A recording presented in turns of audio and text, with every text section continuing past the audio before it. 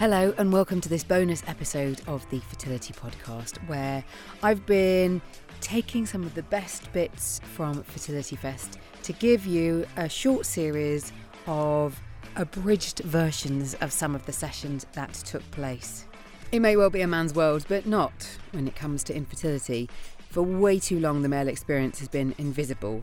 And traditionally, the vast majority of tests and treatment have been focused on women.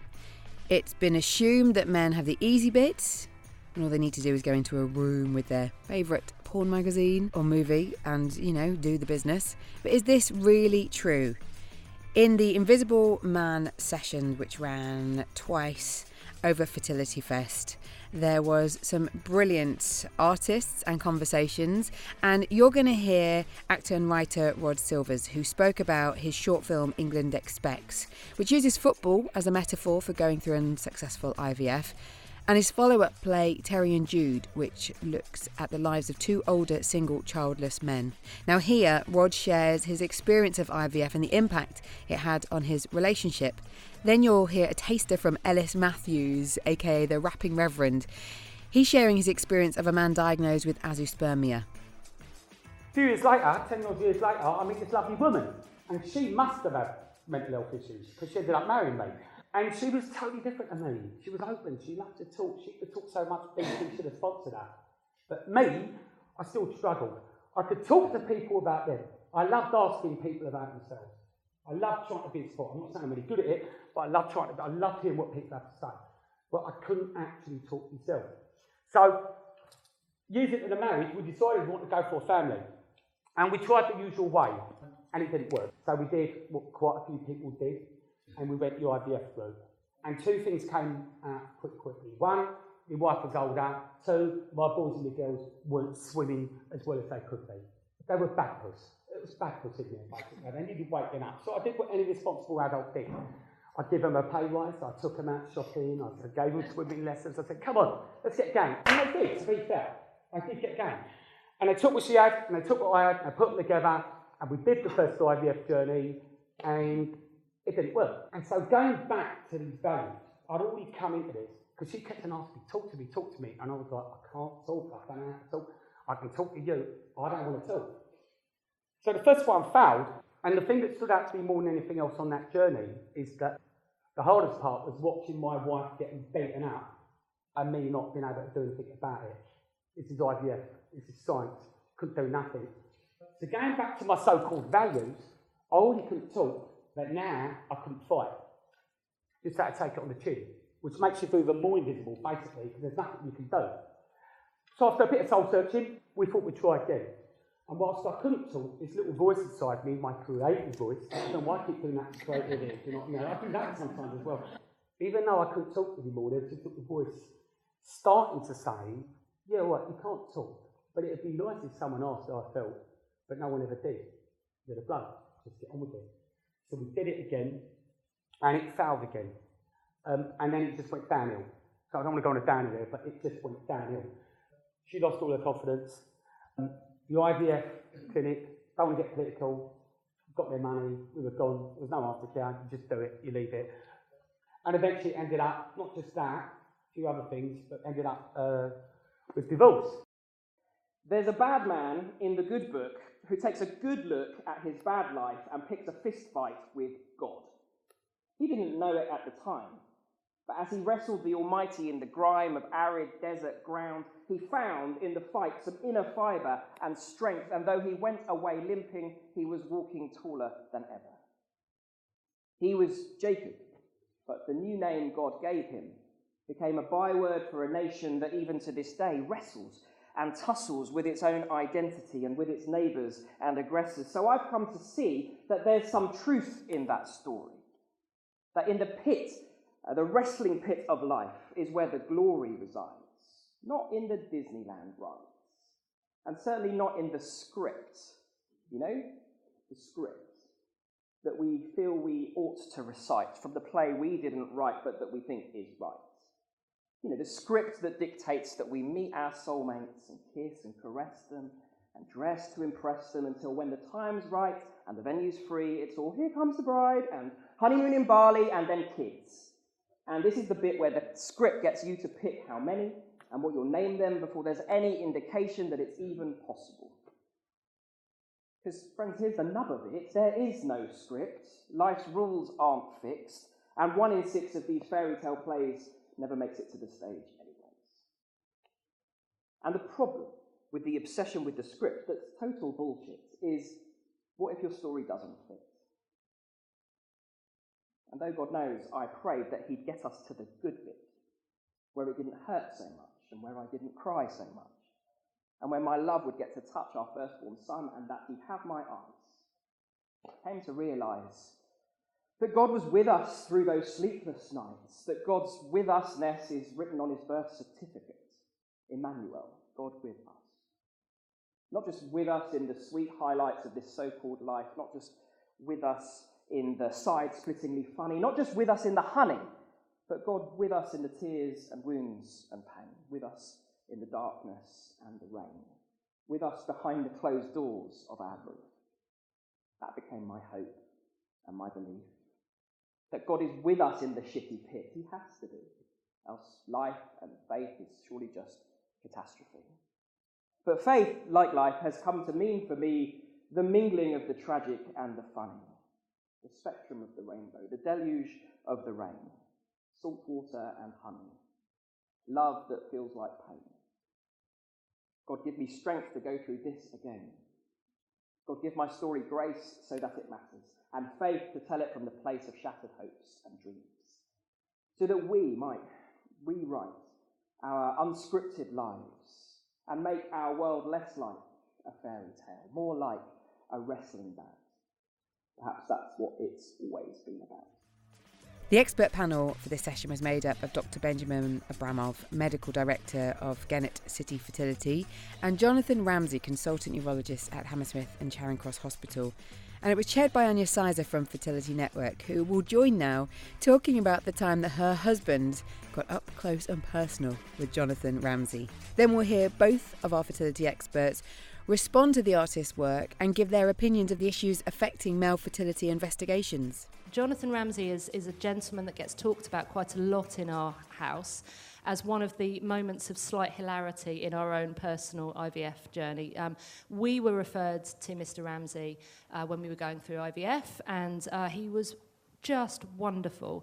But you will learn that Mr. Ramsay has a very reassuring voice and is very calming presence. You were wonderful. And so there was a moment when my husband went to meet him, and I sat on one side of a screen, and Mr. Ramsay and my husband disappeared to the other side of the screen, and from the other side of the screen, I heard words that I never thought I would hear uttered from Mr. Ramsay to my husband, which was, "Mr. Sizer, your left testicle pleases me greatly." And I thought, gosh, that needs to be on a T-shirt. We'd only heard bad news up until that point. And so you are legendary in our house, and you helped us, and we now have children partly thanks to you. So I'm looking forward to hearing from Dr. Ramsay. And the left testicle is still looking fantastic, you'll be pleased to hear. They're both great. First of all, I would like to thank the two of you very much. I enjoyed it, it humbled me, and it reminded me just how bad my lot, the doctors, are at doing this. We are hopeless. An awful lot of that is my fault, because one hasn't been able to get to a sufficient number of medical students to say, you can't say 0. You can't do it like that. That is terrible. You put it in the context of telling somebody it's a cancer of the lung, and that's it. There's no treatment. Because this 0 business isn't a diagnosis. It's awful. And then we've not taught doctors to even look at a man. Just look and smile and empathize, and that's because you can't do that as a professional unless you can take it further.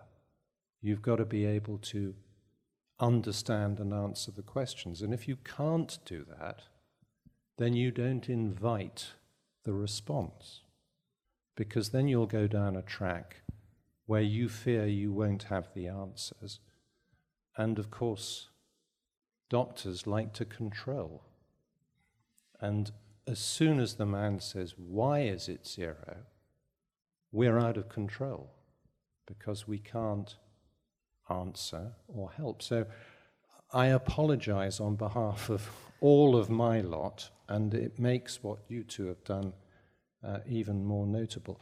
So yes, the sperm counts are going down. David Attenborough said the sea's full of plastic, and everybody said, oh yes, of course.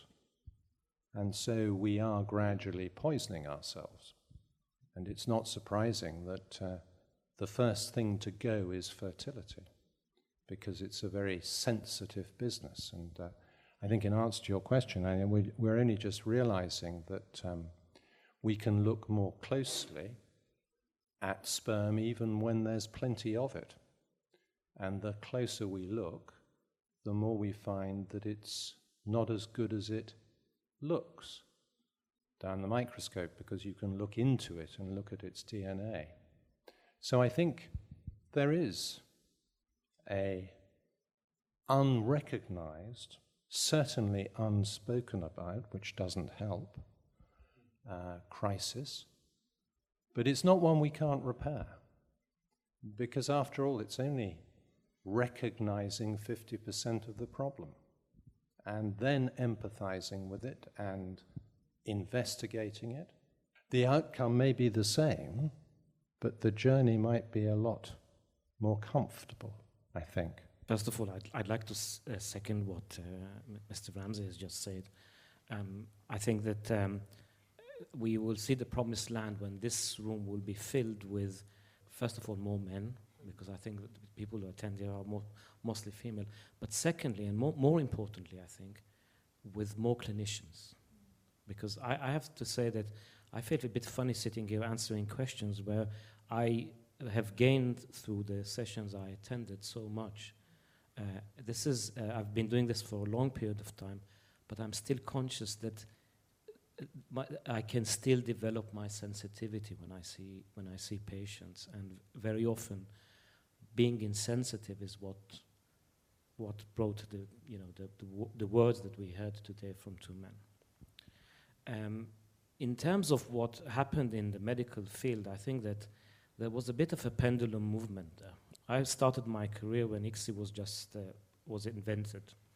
And Can you just explain ICSI very So briefly? ICSI is the procedure that you use to inject sperm into the egg, so you fertilize it, and it is used when the sperm count is very low and will not fertilize the egg, even if you just do standard IVF and you incubate sperm with eggs in the dish. So at the time, that was 2.5 decades ago, or a little bit more than that. And so when I was 15 years old, I was actually writing something about it, because we thought that we should never do that. We should never inject sperm directly into the egg, and we were trying all sorts of techniques of inserting sperm just under the shell of the egg and so forth. But at the time, if you had very low sperm count, it would be probably very, very difficult for you to conceive a child. And most men who had very low sperm count needed to have treatment with donor sperm. And then what happened, and before that, there was extensive research into the issue of male subfertility and sperm quality and so forth.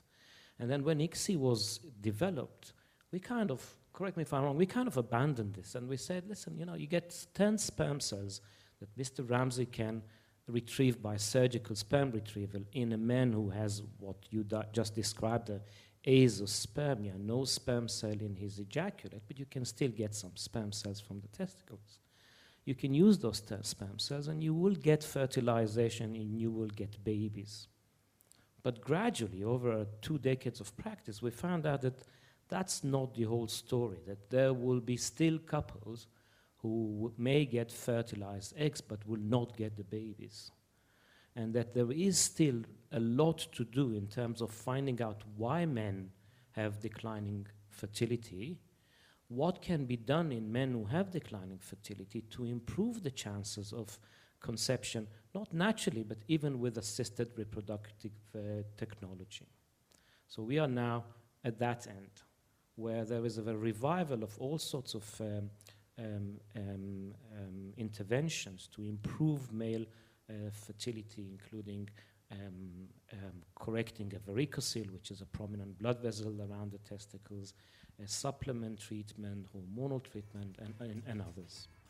Really interesting points there, and there's so much more that we could share, but we have to leave it there. If you go to thefertilitypodcast.com/invisible man, as always, I'll put links back to the Fertility Fest website as well as the other showcase episodes we've shared.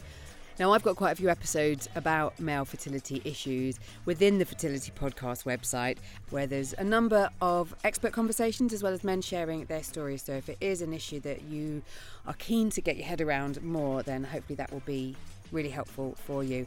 As always, you can follow me on my socials at FertilityPoddy, and I will always try and redirect you to people that I think can help if you've got any more questions. Thank you for your support, and until the next time.